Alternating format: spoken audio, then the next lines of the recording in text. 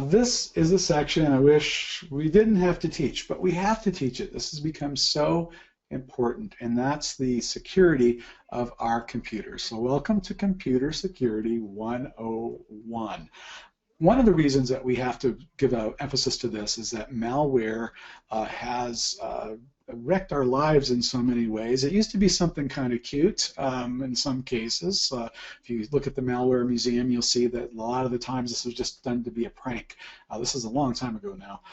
Now it's like, give me your money.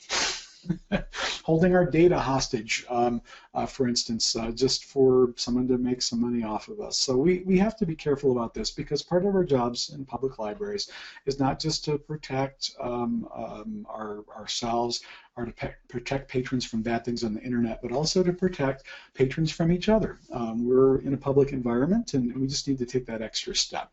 So a basic PC security is, for instance, looking at your antivirus. And that's something that there's a lot of different packages out there. But we want to make sure that you become familiar with your antivirus. If you're running Mac, you may not have that or need that. If you're running a PC, you definitely need it, and you need it so bad that Microsoft has written into the operating system a notice if you're not running a security package of some sort, because it's so vital. So no matter what your security software is, just follow the instructions that you see here on the screen, but take a look at your package and become familiar with your own settings. And just if you haven't thought about this, it's time to just bring it back up into your memory, bring it back up into your attention that you have basic PC security going on. Now, we don't care what you're running.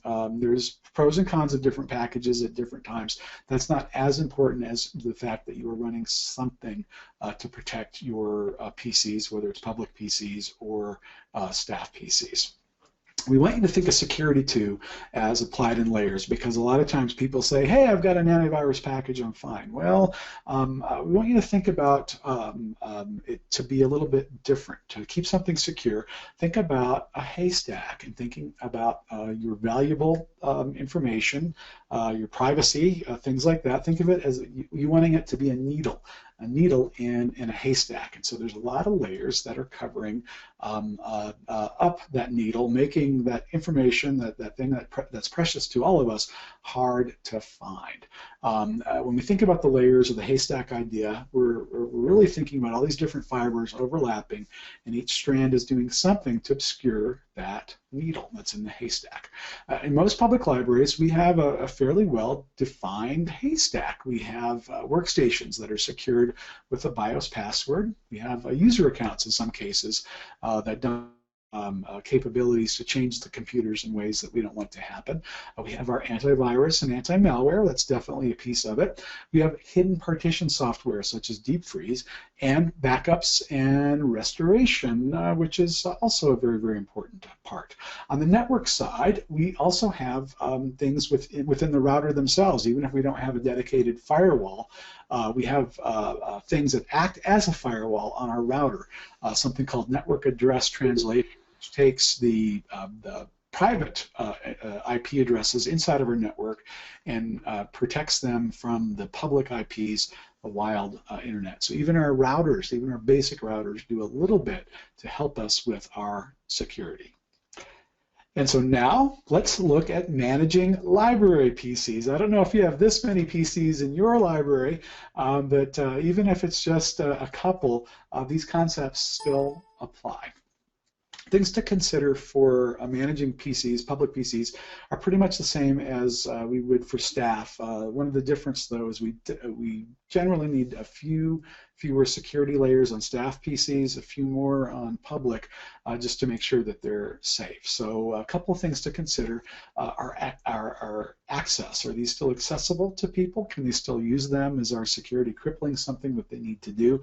That goes into our thinking in terms of configuring the security to make sure that they're as accessible as possible. Same thing goes for functionality. Do we have our PCs capable of functioning in the ways that patrons need? Again, middle-of-the-road PC for a web browsing computer or word processing is just fine. we have more advanced needs, we want to make sure that we have functionality and specs on those computers to cover that. We also want to think about scalability of our solution, like when we're managing especially public PCs, are we able to scale, add or shrink, but most often add more PCs or more points of service without doing a lot extra work. We want to make sure things are secure. We're talking about security. And we want to think about how easy they are for us to manage them, because this has become a big part of our job in libraries, managing technology that serves the public. Now, there is some important security software that we want to not just emphasize, but overemphasize, because we want to make sure that you are understanding this. One, of course, is the security suite software. We're using semantic here, but there's a lot of really good packages there, and the idea is that they protect against, actively protect against malware and malicious software, and also scans your computer periodically to make sure that you don't have any bugs in there, things that you don't want. There's also software called Deep Freeze, Clean Slate, or others that are used for hidden partition software. And the idea behind these is really cool. Sometimes systems get compromised, and so the concept behind Deep Freeze and Clean Slate is that we take the operating system in a pristine state and we hide it. And every time the computer reboots, it pulls that pristine version of the software so that you're able to run in a clean state.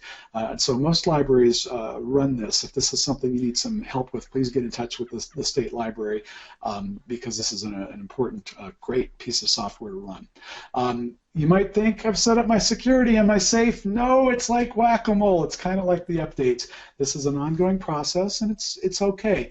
It's just part of our computing experience and something that we need to commit to. We have something that is very important for you to do, and that is to perform backups. And we want to make sure that you're copying things on media and backing up important information to you. Don't use CDRs, though, even though that technically is a CDR and DVDRs are technically a method to back up data. We found that they're not very stable over time, that they can degrade. So you want to use a different sort of round disk way of backing things up. We have a special handout for you to work through what's called the rule of 3-2-1, or the rule of 3, and that's always having 3 digital copies of anything you really care about, 2 types of backup media, and at least 1 copy being stored off-site.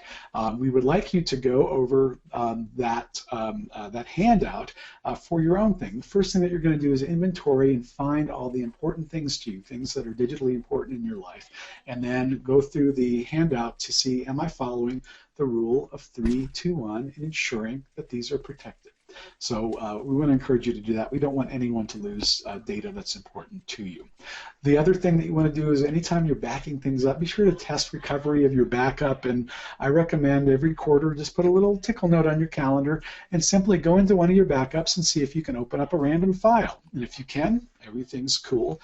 If you can't, that means something is not operating correctly with your backups and you should address it. Now it's time for our final couple of handouts. One is a take-home checklist, and the idea with the take-home checklist, even though you may be home right now, is to be able to run through what we feel are very important principles from this class. So please take a little time to at least look at that, and we really hope that you go through the checklist and see how you're doing.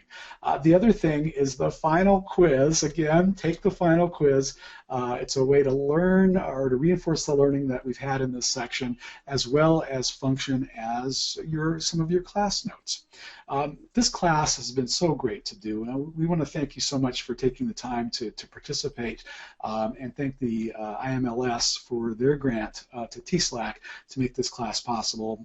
Personally speaking, performing these classes has been one of the most professionally rewarding things that I've had the pleasure and privilege to do.